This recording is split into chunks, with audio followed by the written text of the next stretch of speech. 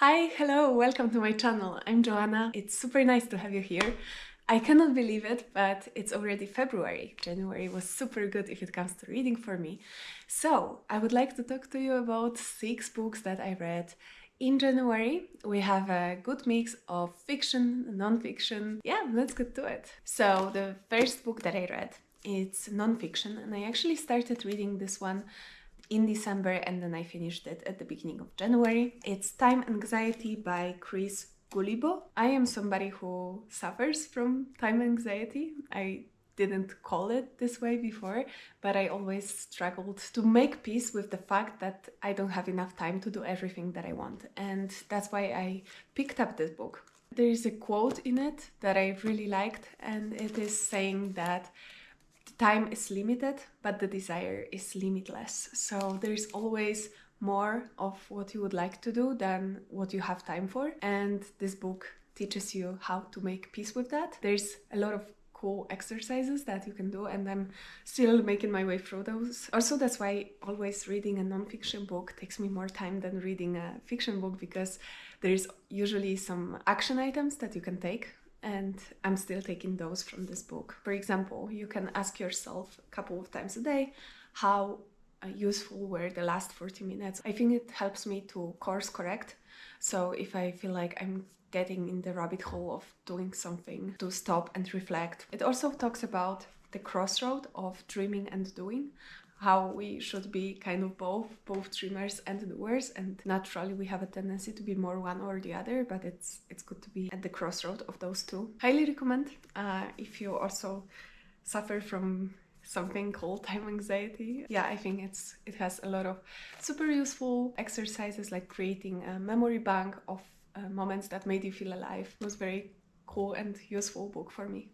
Alright, next one is not a non-fiction, this is fiction. This is The Usual Desire to Kill by Camilla Barnes, and I absolutely love the cover of this book. I think it's awesome with the llamas, and yes, there are llamas in this book. They are not main characters, but they are present, and the characters in the book have llamas. This book is about 3 generations and misunderstandings between them. We mostly get perspective from Miranda, the main character. She's like in the middle of the generations.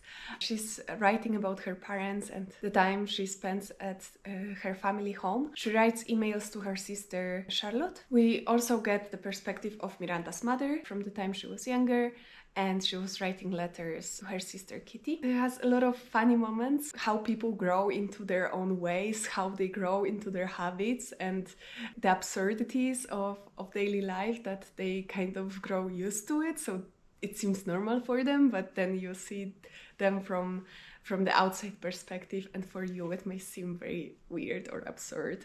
So there's a lot of that. I did like this book. I like this kind of behavioral, observational books. So yeah, I think it was cool. Next book is the one I actually listened to, and it's Dear Dolly by Dolly Alderton. If you watched any of my previous videos, you probably know that I am a huge fan of Dolly Alderton and her writing, but I must say that this was my least favorite book of hers. This is a collection of letters and answers from the advice columns of the Sunday Times style that Dolly was having. The thing is, I'm not a huge fan of advice columns, so maybe that's why I didn't really enjoy this book as much, but I do like and appreciate Dolly Alderton's perspective on life, and I think it radiates through all her books. Even though it was my least favorite book of hers, I still feel like it was an enjoyable read, and the audiobook is actually read by Dolly, so I found that very cool. It felt like a conversation with a friend, to be honest. Dolly makes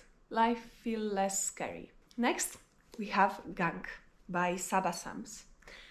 Oh, I loved this book. I really loved it because of how the characters and their relationships are presented. So it kind of reminded me of Sally Rooney, to be honest. I really liked her books as well, so from me it's a compliment. I know that many people don't like how Sally Rooney creates characters, but I do. So for me it was a huge pleasure to read characters constructed in this way. This is a story of Jules, who works in Brighton in a nightclub that belongs to her ex-husband. And her ex-husband actually hires a new worker, Nim, And this is a story between Nim and Jules mostly. The ex-husband is a kind of secondary character. We mostly explore the love of Jules and Nim. I loved this book also because of the message it conveys, which is how sometimes the nuclear families are not sufficient as a construct. It's about motherhood as well, about how Jules, the main character, sees herself in both her new relationship with Nim, which is far from standard, and the relationship with her ex-husband. I do recommend this book if you like Sally Rooney and you like reading about interactions between people. Yeah. Next one is another audiobook that I read, Infinite Country by Patricia Engel. It is talking about a Colombian family that is fractured by deportation. We have a couple that decides to migrate from Colombia to US, and we see their perspective, how migration can really impact families, how being separated by borders impacts people.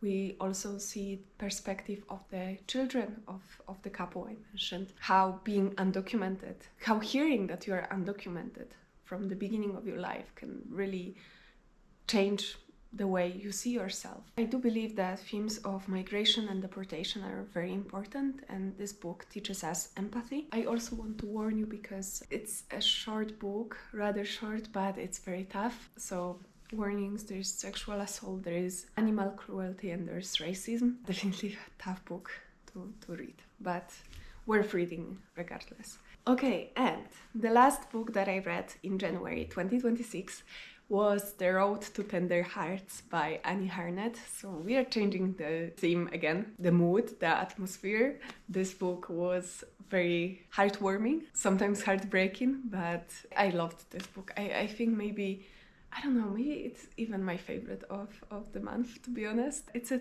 novel about PJ, who is a lottery winner, but he kind of lost all his money on alcohol. And one day he gets a call that there are those two kids that he's the closest family of. So he adopts those kids. He takes his daughter as well, and cat, Pancakes. Pancakes is a cat that can predict that somebody will die soon. So he takes, the cat, two kids that he just adopted, and his daughter, and they are going on a road trip through America.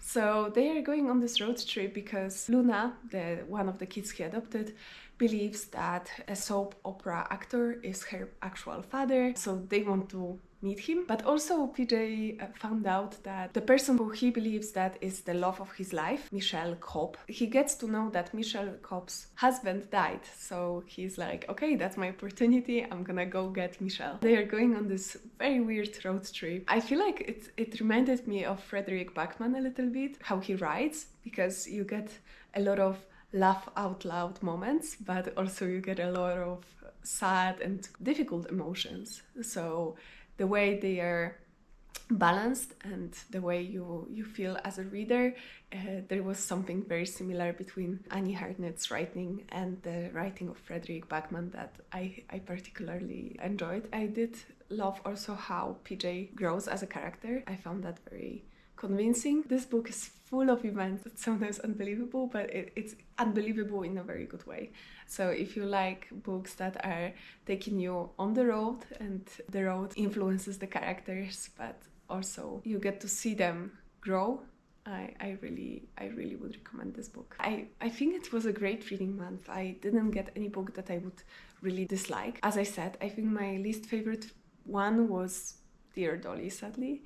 But that's mostly because of the format that I'm not a huge fan of. But I'm feeling very happy that this is how I started 2026 in terms of reading. I hope to see you very soon. I hope you enjoyed it. Please let me know in the comments which books did you read, and maybe if you have any cool recommendations. I'm always open to those. I hope to see you very soon.